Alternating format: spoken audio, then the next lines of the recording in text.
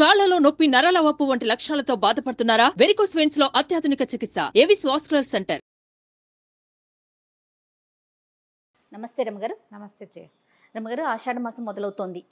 మనకి మధ్యలో పూరి జగన్నాథ రథయాత్ర ఉంటుంది కదండి. రథయాత్ర విశిష్టత ఒకసారి మాట్లాడుకుందామండి. ఆషాఢ శుద్ధ విధియ ఆ రోజున రథయాత్ర ప్రారంభమవుతుంది. ప్రపంచంలో ఏ దేవాలయంలోనూ మూల విరాట్టు కదలడు, మూలవరులు అక్కడే ఉంటారు. ఉత్సవవరులే విగ్రహాన్ని అన్ని చోట్లకి వస్తారు. మన తిరుమలలో అంతే, భద్రాద్రిలో అంతే, అన్ని చోట్ల అంతే. మూలవరులను ఎట్లా కదుపుతాం? అవును కదా. అసలు మూల విరాట్టు అంటే కదలని వాడు అని అర్థం. ఒక్క పూరిలో మాత్రమే సంవత్సరం అంతా పూజలు అందుకునే అయ్యవారు స్వయంగా జనబాహుళ్యంలోకి వచ్చి ప్రపంచాన్ని చూసి అందరినీ ఆశీర్వదించి ఓ 10-12 రోజుల పాటు యాత్ర జరుపుకుని తిరిగి లోపలికి ప్రవేశిస్తాడు. అన్ని రోజులు కూడా ఆయనే అనుకుంటా కదండి. అన్ని రోజులు కూడా యాత్ర ఇట్లా అంటే, యాత్ర అంటే ఇదంతా నడుస్తూనే ఉండడు. ఓ రోజు వెళ్తాడు, ఓ రోజు వస్తాడు. మధ్యలోదంతా కూడా తన మందిరం వదిలిపెట్టి గుండీచా మందిర్లో ఉంటాడు. అవును అవును. అట్లా దేవాలయాన్ని వదిలిపెట్టే మూలవరుడు ఇంకొకడు లేడు. ఈయనొకడే జగన్నాథుడే. అందుకే జగన్నాథుడని పేరు. ప్రపంచాన్ని పాలించడానికే బయటకు వస్తాడు. మనకి హిందువుల సంప్రదాయంలో చార్ధామ్ యాత్ర చాలా విశిష్టమైంది. మామూలుగా మనం చకచకా చెప్పుకుంటాం. చోటా చార్ధామ్ యాత్ర గంగోత్రి, యమునోత్రి, కేదార్నాథ్, బద్రీనాథ్. అక్కడి సిస్టమ్ ప్రకారం అదైతే భారతీయ సాంప్రదాయం ఏంటంటే 4 ధామాలు మనం తప్పనిసరిగా భారతీయుడైన వాడు కులమత జాతి విచక్షణ లేకుండా ఈ ప్రాంతానికి వెళ్ళి రావాలి. ఆ దైవాన్ని అనుసరిస్తావా, ఆయన నిన్ను అనుగ్రహిస్తాడా, అది వేరే కథ. భారతదేశంలో పుట్టిన ప్రతి వ్యక్తి ఈ 4 చోట్ల అడుగు పెట్టాలి. అందులో మొదటిది పూరి, రెండోది రామేశ్వరం, మూడోది ద్వారక, 4వది బద్రీనాథుడు. ఈ 4 ప్రాంతాల్లో దైవానుసరణ. నువ్వు ఆ ప్రాంతంలోకి వెళ్తే భగవంతుడిని నిన్ను లాగుతాడు, ఇటు కావాలంటే అటు. ఆయన్ని మనం అనుసరించినా అనుసరించకపోయినా సరే ప్రాంతాన్ని తప్పకుండా మన కాలు పడాలి, మనం నిద్ర చేయాలి, మనం అక్కడ అన్నం తినాలి, ఆ గాలి పీల్చాలి. యాత్రగా చేస్తే పూరి జగన్నాథుడిని తొలి దర్శనం, రామేశ్వరుణ్ణి రెండో దర్శనం, ద్వారకాధీశుడిని మూడో దర్శనం, బద్రీనాథుడిని 4వ దర్శనము చేయాలి. భక్తి కలిగిన వాడు దర్శనం చేయాలి, లేనివాడు కనీసం ఆ ప్రాంతానికి వెళ్తాడు. ఈ 4 దిక్కులు భారతదేశంలో మనమున్న భరతఖండంలో చూడవలసిన, నడవవలసిన, తిరగవలసిన ప్రదేశాలు. అందులో మొట్టమొదటిదైన పూరి ప్రపంచ ప్రఖ్యాతి చెందింది. అక్కడ జరిగే రథయాత్ర ఎక్కడా ఏ దేవాలయంలోనూ ఏ ఊర్లోనూ లేనన్ని ప్రత్యేకతలు కలిగి ఉన్నది. పూరి దేవాలయమే అత్యంత ప్రత్యేకమైన దేవాలయం. ఎక్కడ మామూలుగా ఒక దేవతా విగ్రహం చిన్నగా బయటికిచ్చిన ఒక ముక్క విరిగిన ఇక పూజార్హత ఉండదు విగ్రహానికి. చాలా చోట్ల మనం చూస్తాం. కొన్ని దేవాలయాల్లో విగ్రహం భగ్నమైందని పక్కకు పెట్టి కొత్త విగ్రహాన్ని చేస్తారు. పూరిలో మాత్రమే పూర్తిగా తయారు కాబడని అయ్యవారే మనకి కొలువు తీరి ఉంటాడు అక్కడ. స్వామి విగ్రహాలు పూర్తి కాల ముండి చేతులతో ఉంటాడు. నేత్రాలు ఏమి పూర్తి కాలేదు, ఏమి పూర్తి నేత్రాలు అవి కనిపిస్తే బడి చక్రాలంతంత కళ్ళతోటి చూస్తూ ఉంటాడు. అవును. శరీర అవయవాలు ఏవి పూర్తిగా తయారవల. మళ్ళీ తయారయ్యే విగ్రహాలు కూడా లోకంలో ఎవ్వరికీ ఏ దేవుడికి ఉండవు. ప్రతి 12 నుంచి 14 ఏళ్ల వ్యవధిలో జగన్నాథ స్వామి మళ్ళీ తయారవుతాడు. ఈ విగ్రహాలకి కాలం చెల్లుతుంది, వీటిని సముద్రంలో వదిలిపెడతారు, కొత్త విగ్రహాలని తయారు చేసి పెట్టుకుంటారు. ఈ అయ్యవారి జగన్నాథ స్వామి మూల విరాట్ విగ్రహాన్ని మళ్ళీ తయారు చేస్తారు. మరి అప్పుడు కూడా పూర్తిగా తయారవదు. అవడు మొదట ఎట్లా స్వరూపంలో స్వామిని చూసామో అదే స్వరూపంలో తయారు చేయిస్తారు. ఆయన కోరిక, ఆయన అట్లా ఉండాలని ఆయన అట్లా కోరుకున్నాడు. ఓకే, అట్లా కోరాడు కాబట్టి ఆయన అట్లాగే తయారు చేస్తారు. అట్లాగే తయారు చేసి ఈ మొదట ఉన్న విగ్రహాన్ని తీసుకెళ్ళి బయటకు విసర్జిస్తారు.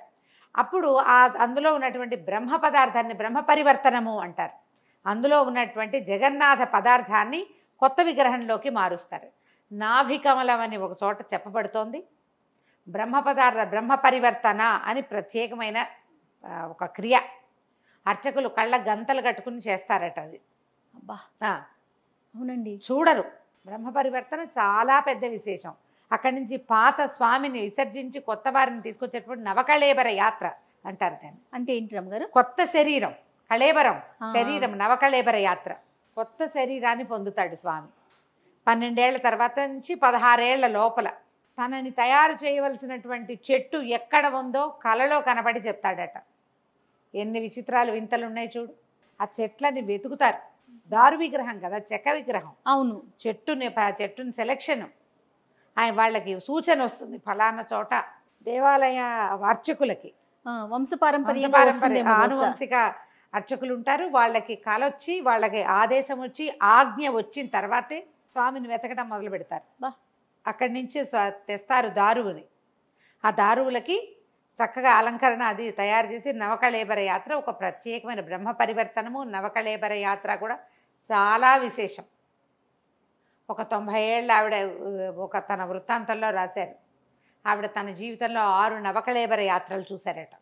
ప్రతిసారి అదే సౌందర్యం, అదే ఆకట్టుకున్న తీరు, అదే నేనే నీవు అనే భావన కలిగిస్తాడు స్వామి అని. నువ్వు నేను ఒకటే అనే భావాన్ని కలిగిస్తాడు అని. అలాంటి ప్రత్యేకత ఉన్న జగన్నాథుడికి ప్రతి సంవత్సరము రథయాత్ర జరుపుతారు. ఈ రథయాత్రకి ముందు కూడా అత్యద్భుతమైన విశేషాలు ఉంటాయి. ప్రతి దేవాలయంలోనూ మూల విరాట్కి వారానికి ఒకసారో నెలకోసారో అభిషేకం ఉంటుంది. ఈయనకి ఏడాది పొడుగున అభిషేకాలు ఉండవు, ఏముండవు, అర్చనలు తప్ప. జ్యేష్ఠ మాసంలో మాత్రమే చేస్తారు జ్యేష్ఠాభిషేకం. ఆ రోజే ఆయన రత్నవేదిక మీద నుంచి బయటకు వచ్చేస్తాడు.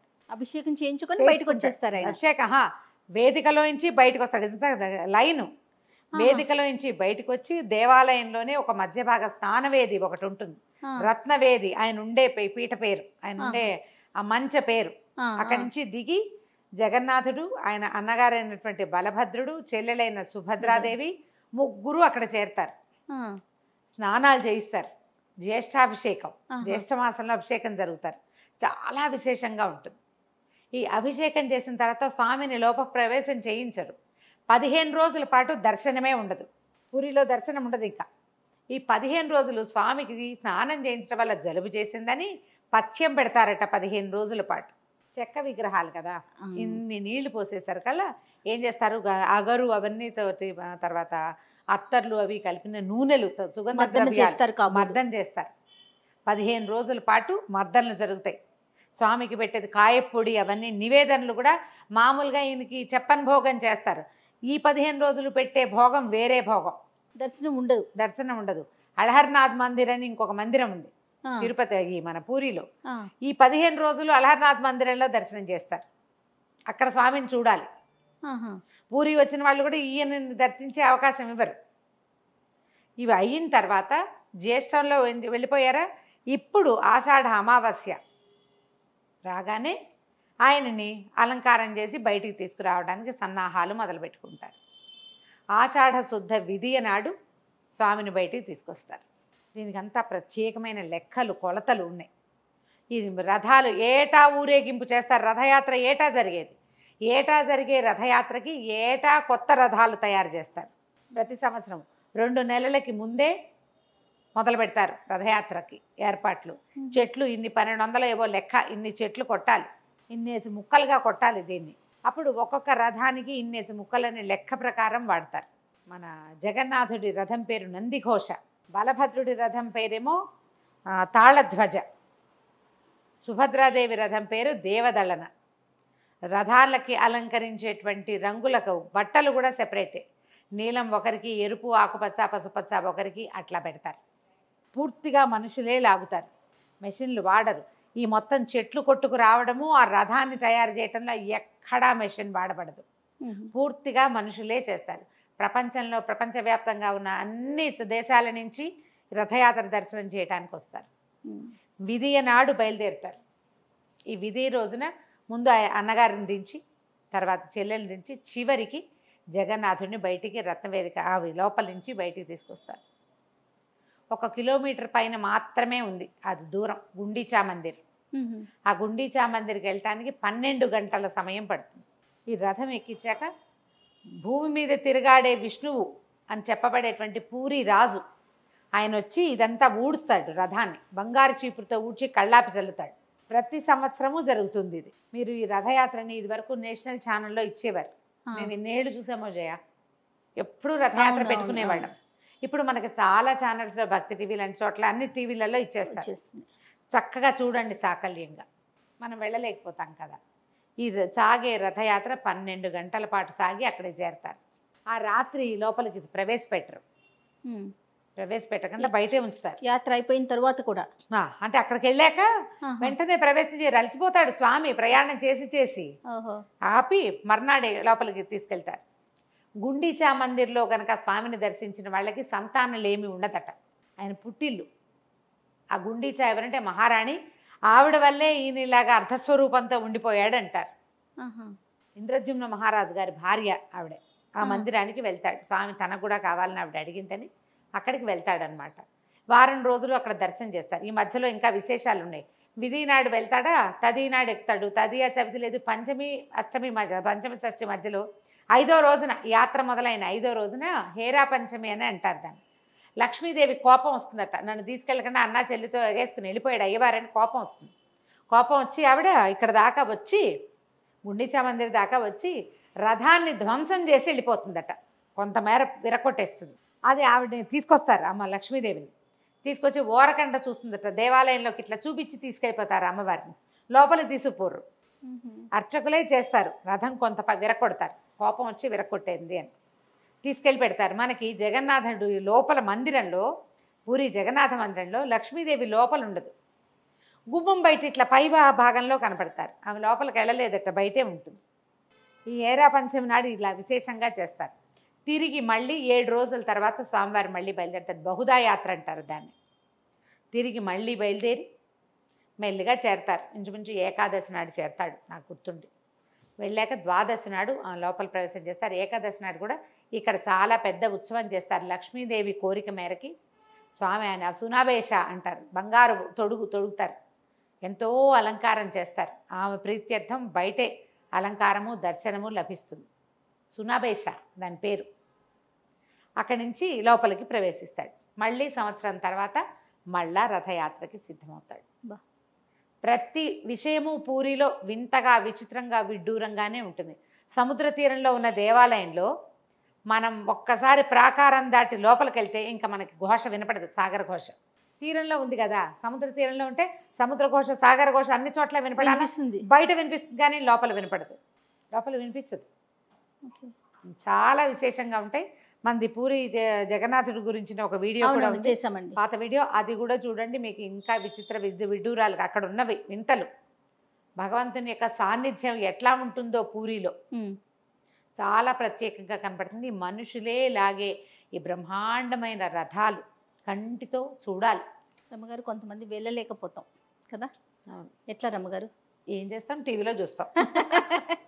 టీవీలో ప్రత్యక్షంగా చూడగలిగితే అదృష్టం. అయితే ఈ రథయాత్ర సాగే ఈ 10-11 రోజుల్లో మనం జగన్నాథ దర్శనం చేయాలంటే టీవీలో చూసి ఒక ఫోటో పెట్టుకోవటం, ఆయనని ధ్యానిస్తూ మనం ఏదైనా పూజ జరుపుకుంటే అది ఆయనకే చెందుతుందట.